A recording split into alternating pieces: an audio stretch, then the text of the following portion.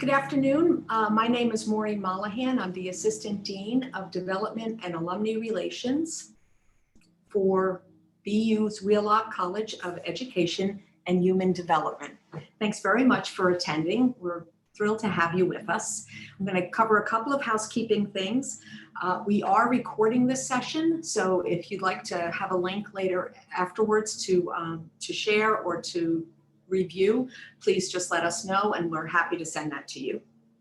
Also, we're using the Q&A function, so you're able to send us questions. We will be having a Q&A section at the end, which is frankly, we've allowed quite a bit of time for it, but we'll try to address something if it's current to the moment. If we miss it, we'll certainly deal with it when we get to the Q&A section. If somehow we get to the point where we've missed your questions, then we can, as long as you don't choose an anonymous ID, then we can also get back to you with the answers. So with that, we will get started here. I guess we'll launch our slides. So thanks for coming to the Future of BU Wheelock conversation with Dean Chard. And here we go. We've got a few things that have come up, and I thought we'd sort of review that the alumni relations effort for Wheelock alumni is strong and constant, and we can always use a heads up with something. We have an alumni magazine that comes out next week, so hopefully you will get it in a week or so. If you don't get one, please email me, and my email address or my phone number is at the bottom of the slide. I'd be happy and actually would love to know if you didn't get it, because we're trying to make sure it gets to everybody. We do have a quarterly e-newsletter that goes out. The last one was sent November 3rd. Again, if you haven't seen it, please let me know. It may be because you've opted out of emails at some point, but we can always make that change. We're also doing a number of webinars through the year. We have a few popping up here on November 12th, and there's one on November 19th. And then we've got a new option, which is BU Connects. It's a new way to connect with alumni along affinity interests. So I urge you to go on and sign up. You can list as many areas of interest as you'd like, and you'll be able to see different articles and different ways to connect. And there's my contact information. You can always resend. We can go to the next slide. There's one more piece. Oh, no, I guess not. We have one more piece, which is we have Giving Tuesday, which is December 1st, and we are focusing on the Ruth Batson Scholarship, which is for diversity and equity. And we're hoping that we can gather everybody together and not only give to the college itself, but to give to the college and support this particular scholarship. It supports graduate students who are Black or Latinx, and graduate students who are on track to become teachers. And so it's a great scholarship that was given by an alum. They chose not to endow it, but because they like others to give and participate in it with them. And that's also why they didn't name it for themselves. They wanted to name it after somebody who's important to the community, and Ruth Batson certainly filled that bill. So with that, I'm going to turn it over to Dean Chard, and we can get started. Thanks very much. Wonderful. Thanks, Maureen, and welcome everyone. Thank you for taking time out of your Tuesday. If you're in the New England area, we're having an unseasonably warm day, and the air conditioning has been turned off in our buildings on campus, so it's a little warm here. But I hope wherever you are located, you're healthy and safe and enduring the pandemic and doing your best to keep you and your family and loved ones as safe as possible. It's a great opportunity for me to have a chance to catch up a little bit with what's happening at BU Wheelock. We are now in our third year post-merger, and there have been many wonderful things that have happened in the development of the new college that we want to share with you. I thought I would give you just a couple of minutes of what's happening on campus this fall. BU, like many colleges and universities, particularly residential colleges and universities, was eager to figure out what were the best health and safety protocols to ensure that the faculty, staff, and students could remain as healthy and productive and supportive during this time. And so BU has in place a number of testing and safety protocols, including masking and distancing. We're operating a program called Learn from Anywhere because, as many of you know, Boston University has a large international student body. Many of those students were unable to return to the United States to continue to pursue their degrees. So they are studying from home. Many students inside the United States are studying from home, taking courses remotely at BU. At the same time, we're offering a very large majority of our classes in face-to-face mode as well, so that the students who were able to return to Boston or to campus are able to go to their classes physically distanced with their masks and participate in classes here on campus. So we have an interesting combination of coursework, and our student teachers and our child life professionals and our counselors, folks who are providing direct service as a result of their practicum requirements. Many of them are back in their schools and clinics and agencies providing those services because of the status of instruction in the public schools. Many of our student teachers are doing virtual learning with schools, although some of them are face-to-face. Most of them are providing their teaching virtually, and the state of Massachusetts has provided waivers for them so that they can continue to make progress toward their degree and toward licensure and to complete their programs in a timely way. In the spring, we expect a similar situation, a learn from anywhere model, but we do expect that as we've gotten smarter about how to protect ourselves and to be safer, we will see an increasing number of students, staff, and faculty returning to campus. And that it will feel more like what you all might remember of Boston University when you were a student here. And we hope certainly that by fall of 2021, we'll have returned to a more traditional residential experience for most of our students. Let me just give you a little bit of background about the next topic I want to discuss, which is the GuideStar. So after a full year of transition work between the point in which we merged the former School of Education with historic Wheelock College, we determined that one of the challenges we had as a new college was that we didn't have a unifying objective or focus for our work. And even our name, we're a college of education and human development. Even our name says that we're not just a school of education or just a college of education. We do much more than that, including counseling and sports psychology and human development and child life and a number of other areas. And so we wanted to really think about how it was a college of education and human development in this era could best serve the community, the region, and the world. And so our strategy started last fall. We invited over 40 leaders from around the country. These were leaders from higher education, from medical fields, from nonprofit sectors, from the private sector, visionaries who sort of think about the future and what the future holds. And we heard a number of consistent themes. One of the things they told us we should think about was our location. The fact that we were located in the birthplace of public education in the United States, Boston. The fact that both former institutions had a strong relationship with the city of Boston. That our focus should be on applied research. We should think about research and practice that were tightly enmeshed and embedded with one another, because that was sort of a history of both institutions. And so, and that we should be thinking about the issues of the day. And of course, for many of our faculty, staff, and students, one of the primary issues of the day was about equity. And this is about racial equity, about disability and equity, about sexuality and equity, a number of issues around equity. And then, of course, the events of this spring brought all of that to the forefront. But in January of last year, we established our new GuideStar.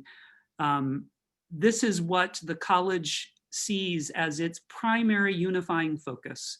So recognizing that systems are where we interact with children, their families, and their communities, that those systems need to be transformed in such a way that they help children and their families and their communities to thrive and to be sustainable and to promote justice for the future, both in Boston and beyond. So all of our work kind of focuses on this singular area. We think about preparation of professionals who will transform systems. And so we are currently working on the development of a new undergraduate major, several new master's degree programs, and a new PhD program, the first college-wide PhD for the College of Education, the Wheelock College at BU. All of these things have at their center this focus on transforming systems where learning and human development happen. So the next step was really to get in sync with Boston University and begin to build a strategic plan. And so we thought long and hard about how best to do that, when in fact we had an expert on our very own leadership team. And I want to introduce you to Mariana Stoyancheva, who is the Assistant Dean for Strategic and Executive Affairs. And Mariana does many important things around the college, most recently taking on the focus of admissions and recruitment. But Mariana led our faculty and staff through a strategic planning process, and she's going to give you a little bit of insight as to how that process went. And then we would like to give you some examples of what we plan to be working on for the next decade, and then open up the floor for questions. So Mariana, let me hand it over to you. Thank you so much, Dean Chard, and welcome everyone. It's as Maureen and Dean Chard said, it's wonderful to have so many of you with us today on such a beautiful day in Boston, for those of you who are in the Boston area. So again, I would like very quickly to give you an update on the strategic plan and our strategic planning process, and what really guided us while embarking on this effort was our GuideStar that Dean Chard just introduced. Very quickly on the process, we took strategic planning very seriously. And we really wanted that to be an effort that counted, and because it was creating the foundational charter for our new college. And we wanted for our process to be highly participatory and inclusive. So we actually made an open call to our faculty and staff colleagues to join our strategic planning committee instead of appointing members to the committee. We introduced and launched our strategic planning in January, and by February, we already had established our mandate. We had our committee of 29 faculty and staff members, and the good news for us was that the committee was fully representative of the content areas, of the academic areas within our college, as well as the functional departments on the administration side. And we held monthly committee meetings that started in February through June, and they weren't really interrupted by the pandemic and by the shutdown. In fact, we used our monthly meetings as a way for all of us to come together and think about the future of Wheelock. So I keep saying that the strategic planning was the effort that kept us all inspired and kept us all encouraged during the global pandemic. We established 5 working groups based on areas of strategic focus that we identified 5 areas of strategic focus. And throughout the process, we kept an open feedback opportunities for the members of our communities to submit comments. We have our strategic plan on our website, and we're updating regularly as the draft was developing. Very quickly, just again, as part of the process, we had to select a framework for the strategic plan, something to keep us focused. And what you see on the screen is really one of the strategic planning frameworks we decided to use. And again, the vision, we already had the vision. The vision was our guide star. And the second thing we decided to do as a committee was to think about our core values, like as the aspirations of our work and really the statements of intention of how we will go about to deliver our vision and our strategic plan. So we defined 7 areas, 7 core values we felt were the aspiration and also the focus of our work. And the values are diversity and belonging, advocacy and agency, integrity, humility, innovation and transformation, curiosity and inquiry, and sustainability. Again, we had a working group that developed the values, and then we went back to our faculty and staff to further refine and approve the list of values. Once we had our core values, we really moved into the digging into the 5 strategic pillars for our college for the next decade. And again, the way we defined the 5 strategic pillars was we unpacked the guide star, and we said, in order for us to realize the guide star, we would need our work to focus on equity, diversity, and belonging, on research, and we teach, which is such an important part of our mission as a College of Education and Human Development. So how we approach teaching, knowledge sharing, and learning. Partnerships are key to our work, partnerships with strategic partners and with our communities. And of course, an important area for us that we identified was allyship, activism, and advocacy.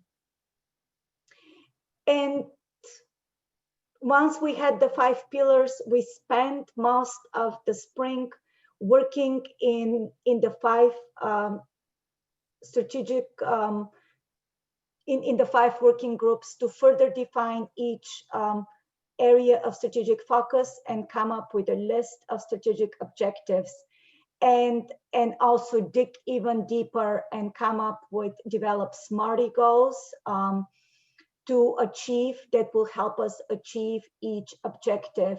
And then the final step of our effort was, once we had identified the SMARTY goals, is then really develop dashboards with 5 and 10-year benchmarks to measure implementation. Because for those of you who have studied strategic planning or who have gone through strategic planning, you probably know that the most important thing about a strategic plan, and an area where most strategic planning efforts fail, is implementation. Because many plans actually just end up sitting on a dusty shelf and no one is looking at them. And again, we really wanted to develop a strategic plan that is really the foundation of our work and a blueprint of what we will do as a college in the next decade. And we are now in this phase when we are gathering feedback, and that's why we're having this conversation with all of you today, because we would like to, again, to really invite you, and we will be happy to share the strategic plan with you. But again, the strategic plan is actually already listed on our website. So what you can do is click on our, click on the link that we will provide with this presentation, review our strategic plan, our current draft, and give us your thoughts on what you think about the plan. We have actually developed some list of questions just to guide. They're not really, these are more of an examples of questions that you may want to think about as you review the plan. Thank you, Mariana. I want to draw your attention to the Q&A panel at the bottom of your screen. It'd be great if you want to type some questions in there. I know that some of you registered questions when you signed up to join the webinar. I want to try to address a few of those. Someone asked about the former interim dean, Kathy O'Connor, and where she is at. Kathy is an associate dean for doctoral studies and is actually leading our faculty to create the new PhD at BU Wheelock, and it remains a vital faculty member in language and literacy. Another question was, what about the legacy of early childhood at that was so important to both BU and to Wheelock? I'm very pleased to announce that we are submitting a proposal for a new early childhood master's degree in leadership and policy focused on childhood well-being. We are, I think that gives me a great opportunity to talk about our partnership with the city of Boston. We have now established ourselves as the academic partner for the region. If you're familiar with Boston or live in Boston, for the region that extends from the Boston Medical Center in the South End down to the Trotter School and in North Dorchester and part of Roxbury. So we're working with a number of schools in there to set up programs for early childhood education, as well as for our various teaching programs and our counseling programs. So we're really working hard to partner closely with the city of Boston, as that was one of the main interests on the part of the university in creating the merger. Someone has asked about the undergraduate teacher licensure at, so interestingly, over the course of time, fewer and fewer students are coming to BU to seek a teacher license. We are down to about 40 students entering our undergraduate program each year. So justifying ourselves as a teacher licensing institution only is no longer a way for us to think of ourselves as a vital college.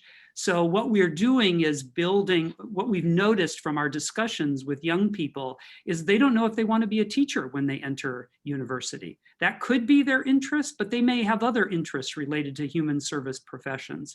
So our faculty has created an undergraduate program that will allow people to pursue a license, probably in their graduate degree, which many school districts across the country now require anyway.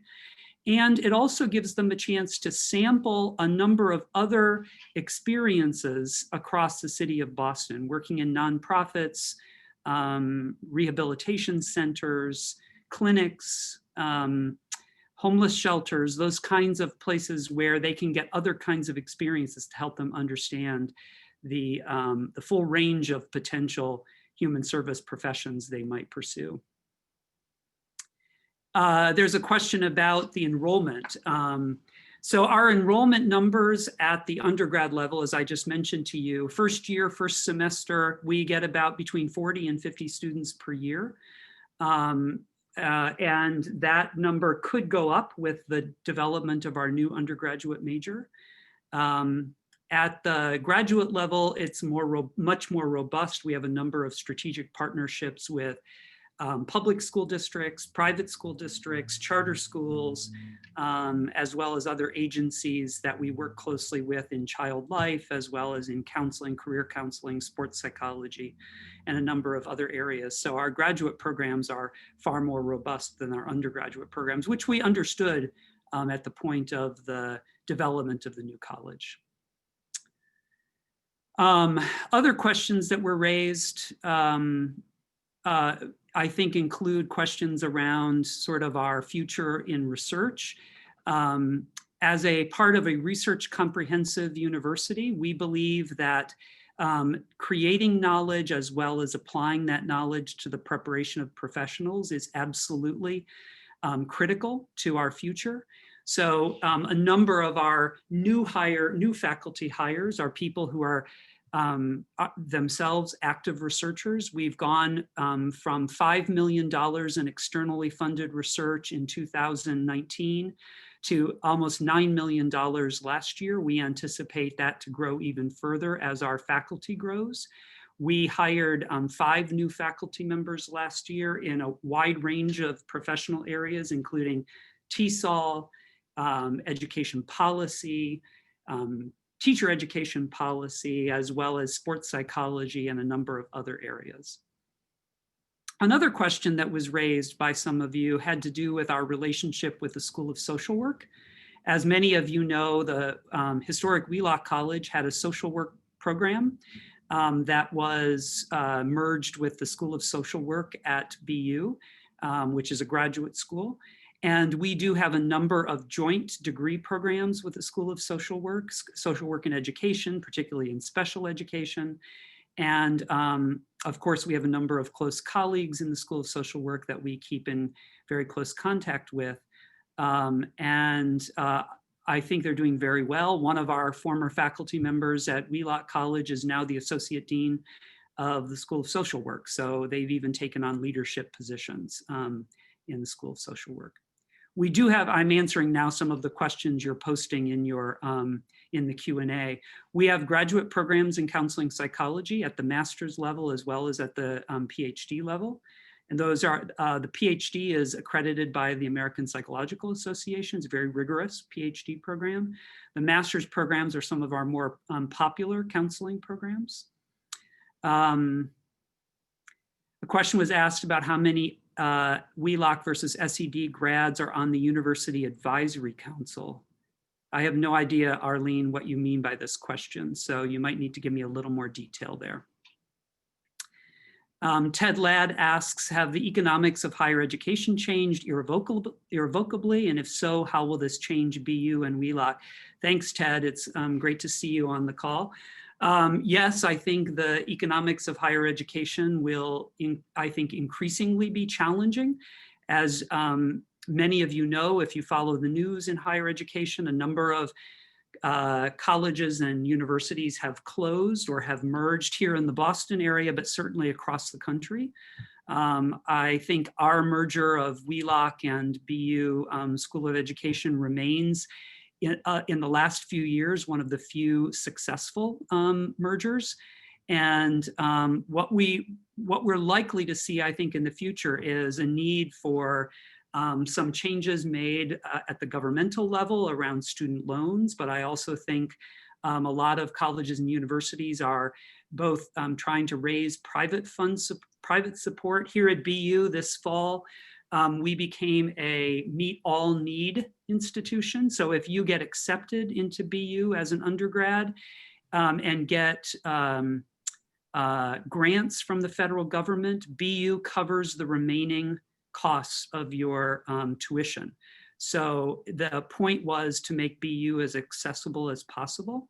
At the graduate level, a great example of the support we've raised locally is the one that Maureen talked to you about at the top of the webinar, the Batson Scholarship, where we had a private donor step up and say, I would really like to see the teaching workforce in Boston look more like the demographic of Boston. And we know part of the challenge is an economic one. So that family helped us with financial support to provide deeper scholarships for a lot of students so that we can bring in more students to become teachers who can then return to the city of Boston to work. A parent of a current student would like to have me talk about career development programs for soon-to-be graduates and what you might be planning in this area in the coming years. There are a number of things. Of course, Boston University has a large career center that does a tremendous amount of work around helping students prepare themselves. All of the things you might think about resume writing, using, most people don't get jobs today like they used to. My son has taught me about Indeed and a number of other websites where people look for jobs these days. We also, within the college, have a means of posting positions with our faculty so they can reach out directly to their advisees. And then I think Maureen mentioned to you at the beginning of the webinar a new program called BU Connects, which is, I would call it sort of a Facebook, but limited only to BU alumni.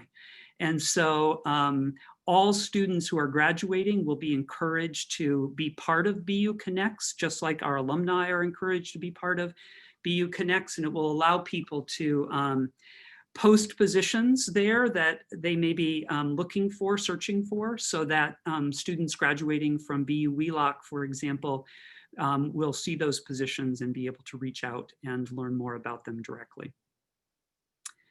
How many faculty layoffs has Wheelock had? The way we approached the budget reductions that occurred this summer, and we had a 15% budget reduction as a result of the pandemic. And the way that BU Wheelock approached that was we asked our faculty to really dig deep and take on as many teaching positions, our full-time faculty to take on as many teaching positions as possible so that we could minimize our full-time layoffs. We were able to retain all of our full-time faculty through their contract periods, which for most of them will be, many of those will be through the end of this year. So we did two things. We took advantage of retirements, some people who were moving for other purposes, and we discontinued a number of part-time faculty in order to retain our full-time faculty. So we had no permanent faculty layoffs at the beginning of this year. We did lose a few staff members, very unfortunately, but compared to some institutions across the country that took 20% hits, we feel very fortunate that that did not happen. And now we're back to hiring again. So we feel, again, very fortunate to have come through this part of the pandemic. Now, one of the biggest challenges for a large residential institution like Boston University is not enrollment. In fact, our enrollment numbers are pretty robust at the undergrad and graduate level. One of the areas we struggled with the most is in dining and housing. So because almost about 43% of students did not return to campus, you can imagine that amount of money that would come to the university had to be found someplace so that we could reduce our deficit that resulted from those losses. So our enrollments remain robust, and we now know that many students have asked if they can return to campus in the spring. So we anticipate some of that will grow over time.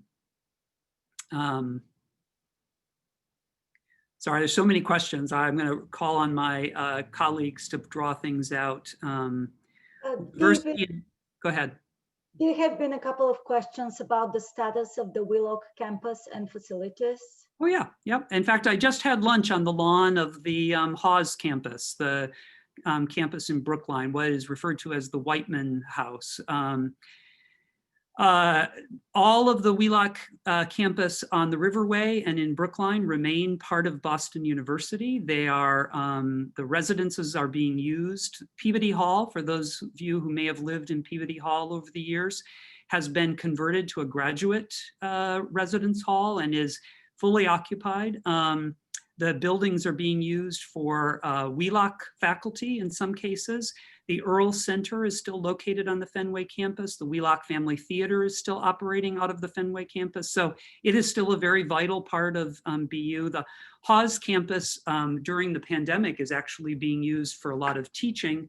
It's also been used for office space for a number of parts of the university. And there's some talk about it being used in the future as part of our university-wide executive education programming. I see a couple of questions on diversity and equity. Will there be outreach? Anne, I'm assuming part of the answer to your question is that we are working closely with the City of Boston and the portions of the City of Boston that I think really cut across a broad dimension of the demographic of Boston. So certainly within the City of Boston, we are doing tremendous outreach.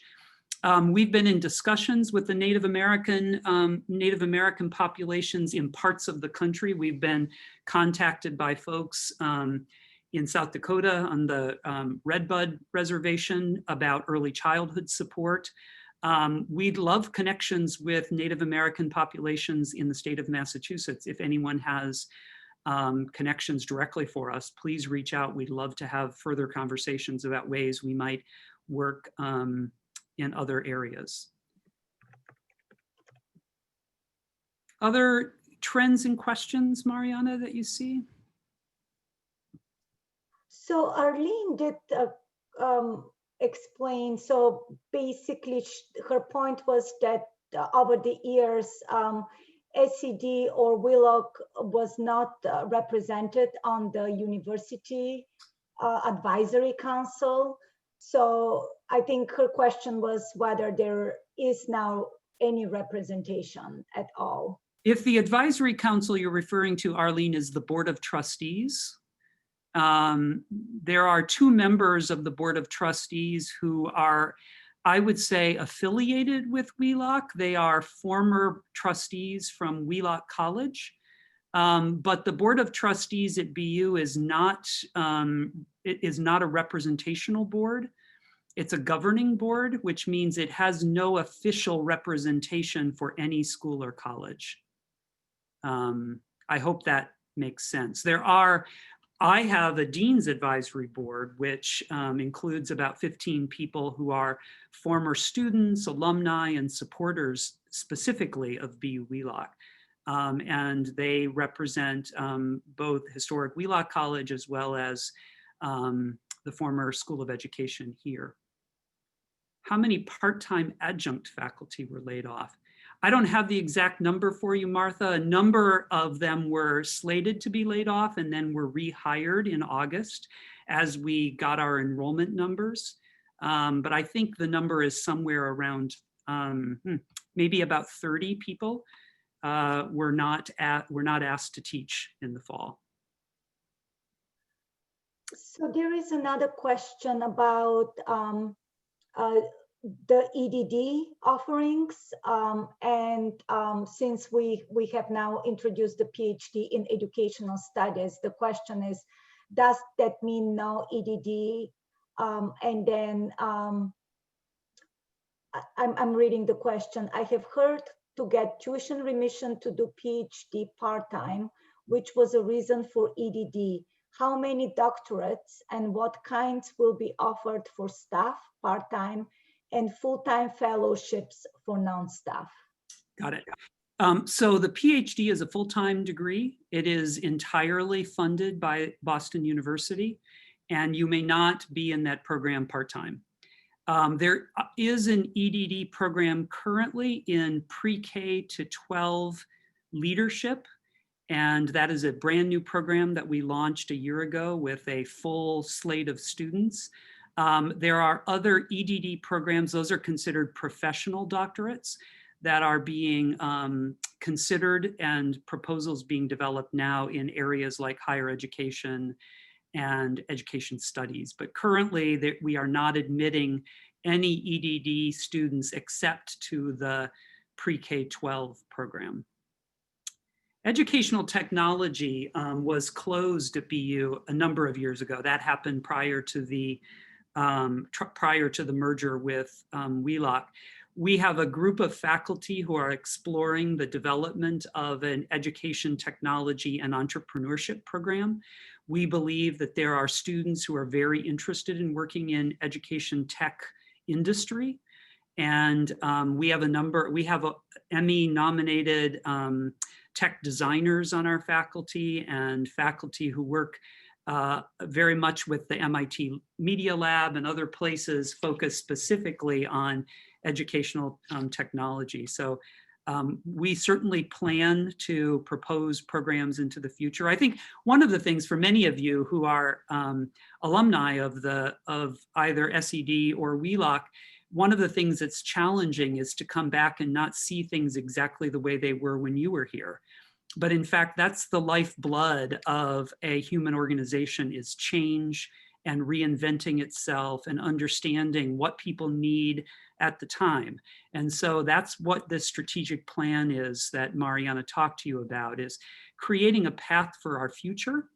And sometimes that means some programs are closed to make room for others. And so that is, there's a common theme to change and the importance of change so that we can appeal to students for what they need today. Other questions? I know there are a lot of old friends on the call. I was looking at the participant list, so feel free to ask any questions you might have. I can tell you that I bet there are people on the call who wonder what happened to the former Wheelock students. So we're in our final year of the teach out. So the final year of students, those who were freshmen the year that the merger was announced. I got data on this just yesterday. So we are at about 93% graduate, meaning most of those students who transitioned from the former Wheelock College have graduated. And we had a few students who chose to move on to other institutions and a few students who have taken leave. But the total number of students who have taken leave is fewer than 20 out of the entire student body. So we feel very, very good about the level of success that the former Wheelock students have had since the merger. And BU has done everything to address its commitments that were made as part of the merger agreement. So, and for the most part, the students, obviously the students from last spring would have really liked to have had a graduation ceremony, a commencement ceremony. And unfortunately, we were unable to provide that. We did have a celebration of their completion of the spring semester. President Brown has committed to, if public health allows, committed to having a 2020 and a 2021 commencement this spring. The question will be whether or not the state of Massachusetts and public health will allow for that to happen. If not, I suspect BU will do that at another time. What about former SEDs teaching in the area of deaf education? Thank you for your question, Eloise. As you know, we have a very well-known, very well-respected deaf education program at BU. And our deaf education program is growing stronger. Our faculty has grown. And in fact, next year, with approval from the provost, we plan to search for and hire yet another faculty member in deaf education. We are the only provider of ASL instruction for the entire university. So a lot of students pass through Wheelock doors to get their ASL language requirements. And we work closely with institutions across the country, the Texas School for the Deaf, the School for the Deaf in San Diego, as well as across the state of Massachusetts, to place teachers who are getting their master's degrees in deaf education. It is a strong program, and we have a very close relationship with Gallaudet University, both for recruitment, but also many of our students travel to Gallaudet to work closely with students there to understand about deaf culture and the needs of deaf individuals. So very positive outcomes there, Eloise. We'd love for the program to be even bigger, but at this stage, we take as many students as we possibly can who are qualified. Other questions? Mariana, Maureen, anything I've missed? I can't think of anything. I was previously. Go ahead. Well, there was one, there were a couple that had been sent earlier on about alums from either previous historic college being involved, and there are no limitations. It doesn't matter which was your historic school, whether it be SED or Wheelock. So reaching out, becoming part of anything that we're doing and reaching out to me I would love to hear from you, and love to hear your ideas too. Yeah, we were a little bit concerned that some people said they felt like they weren't involved in our alumni engagement. We want to be sure we have your contact information. That's the first thing. You also have to understand that Maureen and I haven't been able to travel since March. So we would very much like to meet you where you are when we can. We traveled quite a bit the year before to visit people in the Bay Area and Washington, D.C. and Florida and New York. And we had plans to get to Chicago, and we were in Denver. So we certainly will be back on the road visiting alumni where you are as soon as we possibly can travel safely.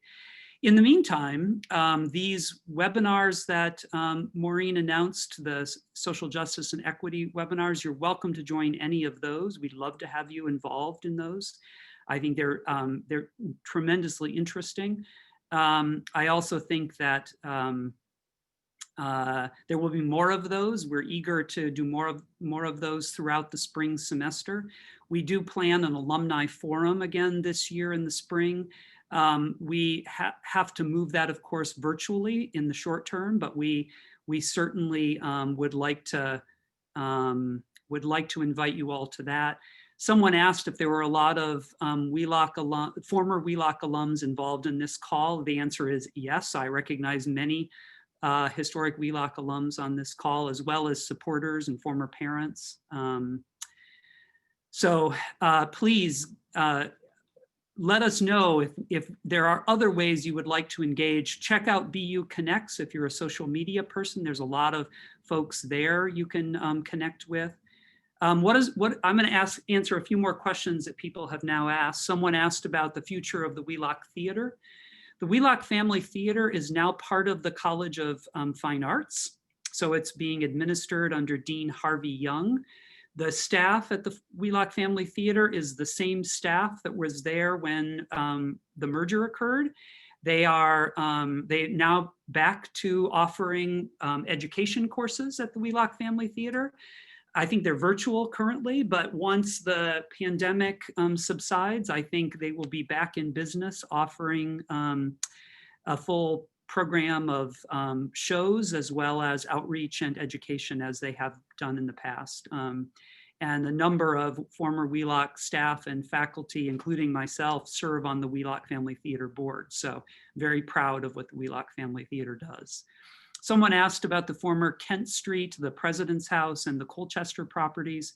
Those are now privately owned. They were sold prior to the merger in order to ensure that we could meet our costs at the former Wheelock College. They're owned by a development company that purchased those two properties in Brookline. Is there an opportunity for alumni from other BU colleges to take or audit ASL classes? That is a question I can't answer. Mariana, do you know the answer to that question? I was looking at the question. No, but we could certainly find out and get back. Absolutely. I'm sure if it's possible, Edward, we will find a way, because we would love to spread the use of ASL to a much broader audience if possible. Other questions? I think you're going to see really big things happen at Wheelock over the next few years. Let me give you a couple of examples. The state of Massachusetts was struggling to figure out how to secure a database on what schools were doing during the pandemic across the Commonwealth. And they turned to our faculty to help establish that database.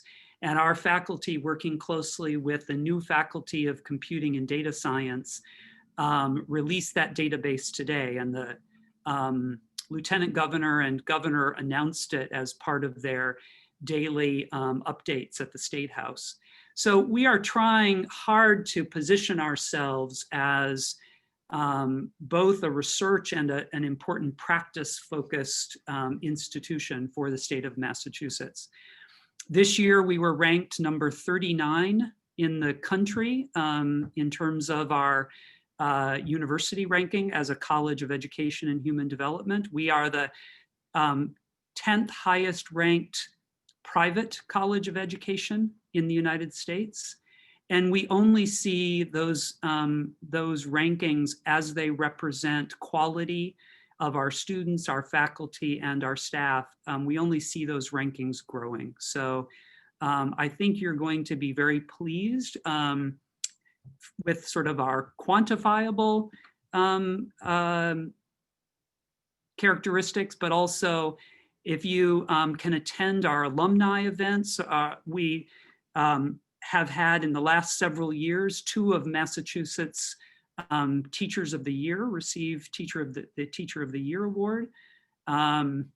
We recently honored with a Global Impact Award, a woman who manages the global child trafficking for the US Department of State. So alumni are making a big difference around the world. And we want to know what you're doing. So please keep in touch with Maureen and Amber and let us know what's going on in your life so that we can make sure that your friends and colleagues that you made here at BU or at Historic Wheelock or at now BU Wheelock get the opportunity to be part of what we're building here.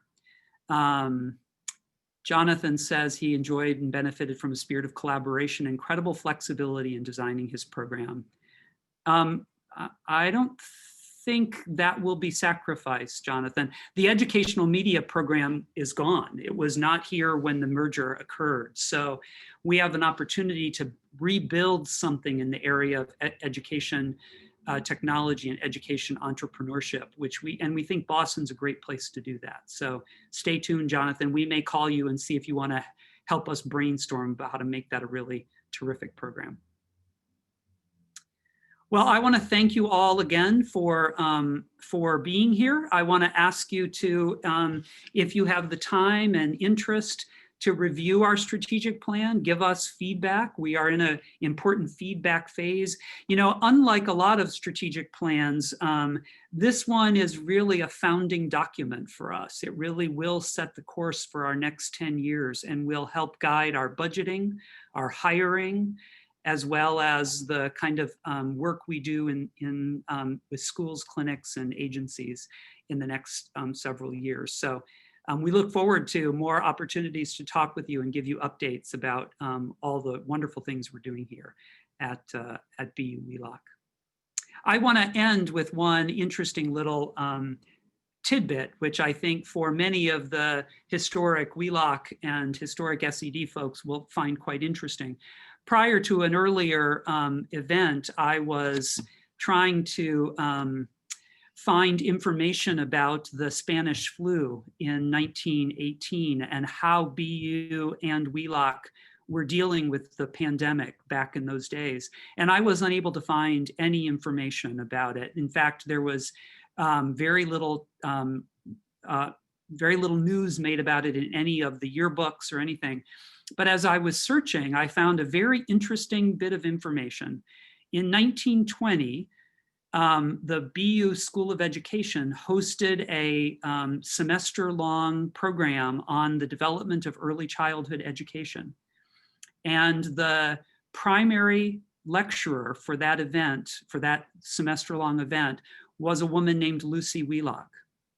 So Lucy Wheelock was a faculty at BU in 1920. So in some ways, the merger that occurred between BU and Wheelock College started many decades ago. And our goal is to make you proud of what we're doing and to have you be a part of it. So thank you so much for being with us this afternoon, and stay in touch, please. Bye-bye.